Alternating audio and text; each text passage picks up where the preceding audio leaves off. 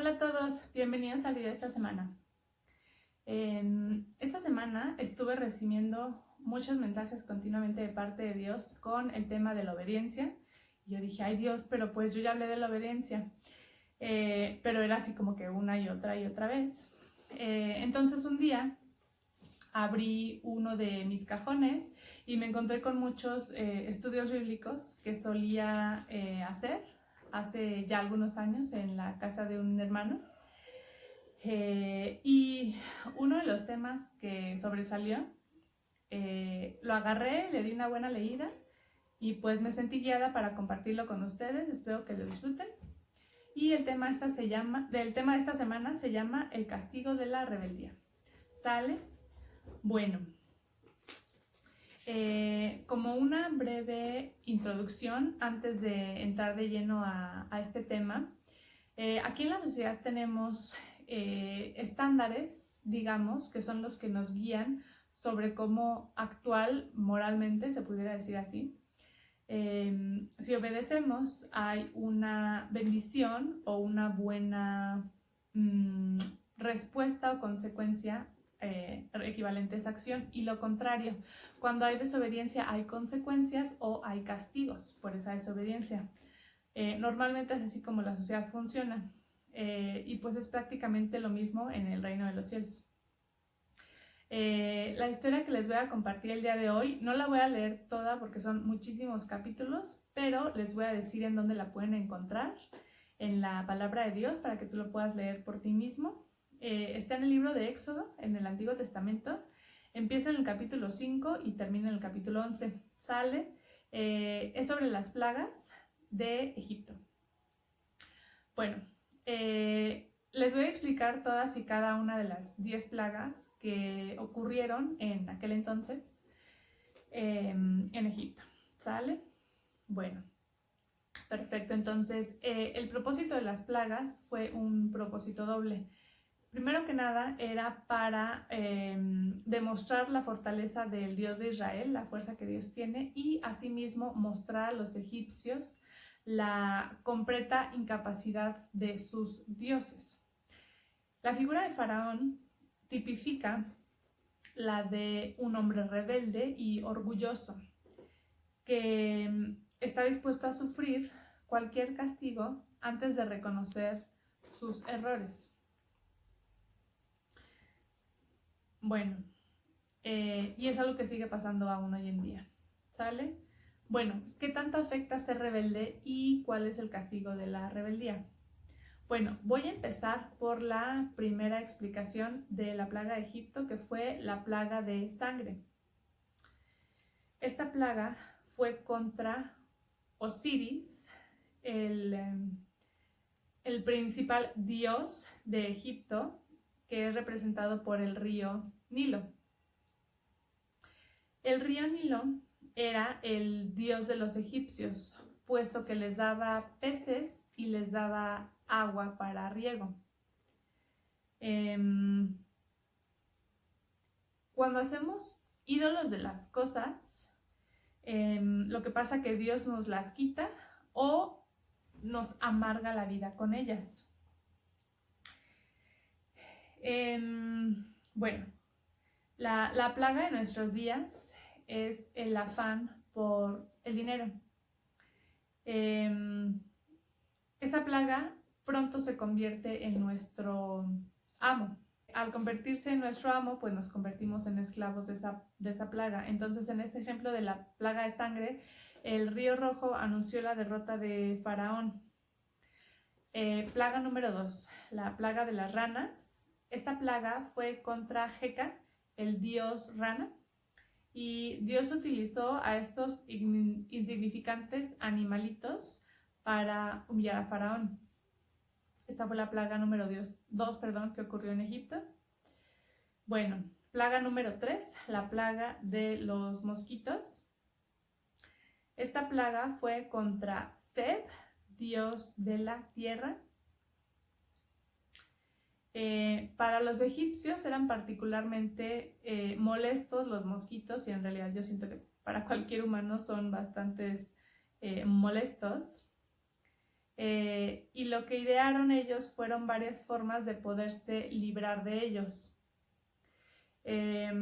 Inventaron un artefacto para poderlos combatir.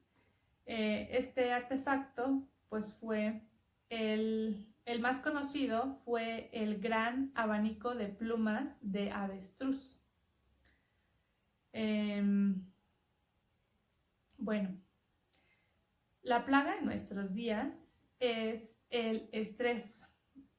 ¿Por qué? Porque nos quita la paciencia y nos hace que nos enojemos con gran facilidad contra las personas o las circunstancias que nos afectan y que ocurren alrededor de nosotros. La plaga número 4 es la plaga de las moscas. Esta plaga fue contra Isis, la diosa de la pureza. Esta plaga desquició a Faraón y lo que pasó fue que mandó llamar a Moisés. Entonces, en este punto, Faraón ya sabía que tenía que dejar ir al pueblo de Israel, pero lo que esta plaga nos mostró fue que los malos hábitos se parecen mucho a las enfadosas moscas, porque están molestando, pero no te sabes cómo deshacer de ellas. La plaga número 5 fue la plaga en el ganado. Esta plaga fue contra Apis, el dios toro. Los egipcios rendían culto al ganado porque era una de sus principales fuentes de ingresos. Lo que pasó con esta plaga fue que terminó con la fuerza económica y con la fuerza de trabajo de los orgullosos egipcios. ¿Sale? Entonces, en cuanto al trabajo, ¿cómo lo explicaré? Bueno, normalmente nuestro trabajo o nuestras fuentes de ingresos son una bendición cuando glorifican a Dios, cuando somos agradecidos, cuando somos fieles, obedientes y de buen testimonio para la compañía para la que trabajamos. Ahí es cuando realmente ves la bendición, porque glorifica a Dios tu trabajo. Bueno, plaga número 6, la plaga de las úlceras. Esta plaga fue contra Tifón, el dios de la salud. Y pues bueno, cuando los castigos de Dios no surten efecto, entonces se envían castigos más severos. Entonces se recibe una primera llamada, segunda llamada, tercera llamada y cada vez va empeorando. Entonces, en este caso, las plagas iban de mal en peor. Y bueno, esta enfermedad era una consecuencia de las plagas anteriores, de las que ya habían ocurrido, ya que los egipcios, bueno, específicamente Faraón, pero pues pagó todo el pueblo egipcio por sus decisiones. Si el Faraón hubiera escuchado y obedecido desde los primeros avisos, se pudieron haber evitado todas las siguientes plagas que le siguieron. Entonces, pues de la plaga de úlceras nadie se salvó. Vamos a avanzar a la plaga número 7, que fue la plaga de granizo. Esta plaga fue contra Shu, dios de la atmósfera. Dios es paciente y él espera siempre una respuesta positiva de parte de nosotros. Hasta este punto, los egipcios ya habían recibido 6 oportunidades previas para soltar al pueblo de Israel y pues ellos se negaron. Como lo mencioné, en realidad fue Faraón porque él era quien los estaba representando. Entonces Dios siempre nos ofrece lo mejor, las buenas oportunidades, pero muchas personas prefieren escoger la basura. Entonces, me voy a pasar a la siguiente plaga, la plaga número 8, que fue la plaga de las langostas. Esta plaga fue contra Serapis, el dios del campo. En este punto, la negatividad de Faraón ya era perjudicial y algunos le pedían que recapacitara, pero fue completamente inútil. Le decían pues que soltara ya a los israelitas, que los dejara ir, pero pues fue completamente inútil porque Faraón continuaba desobedeciendo y pensando que estaba en lo correcto, y pues bueno, las consecuencias, como ya lo mencioné, iban de mal en peor. Entonces, la plaga de nuestros días es la codicia, porque muchas veces nuestros bienes se convierten en nuestros amos. Pareciera que somos nosotros las posesiones de las cosas en lugar de que las posesiones sean de nosotros. Entonces, eso sigue todavía vigente hoy en día. Entonces, en esta plaga pareciera que Faraón ya se está arrepintiendo, que está volviendo en sí, pero lo único que él quería era una solución temporal para lo que estaba viviendo. Él no quería darle fin a todo, simplemente quería una calma durante la tormenta que estaban viviendo. Voy a pasar a la siguiente plaga, plaga número 9, que es la plaga de las tinieblas. Esta plaga fue contra Ra, el dios Sol, y normalmente la ceguera es el castigo para aquellos que no quieren ver.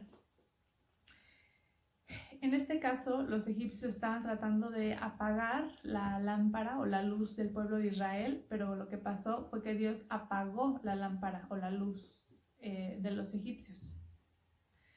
Bueno, para pasar entonces a la última plaga, que fue la muerte de los primogénitos, esta plaga fue contra todos los dioses egipcios. Y pues ahí es donde pensamos, ¿cuántas vidas se pudieron haber salvado si se hubiera escuchado las advertencias que les dio Moisés? Pasaron 9 advertencias que dio Moisés para llegar a este punto. Y hay gente que aún en día todavía no creen que únicamente hay un Dios, que es el alfa y el omega, el creador de todo. Él es el dueño de absolutamente todo lo que vemos en esta tierra. Él es dueño incluso de nuestras vidas y de nuestra alma. Entonces, hasta este punto,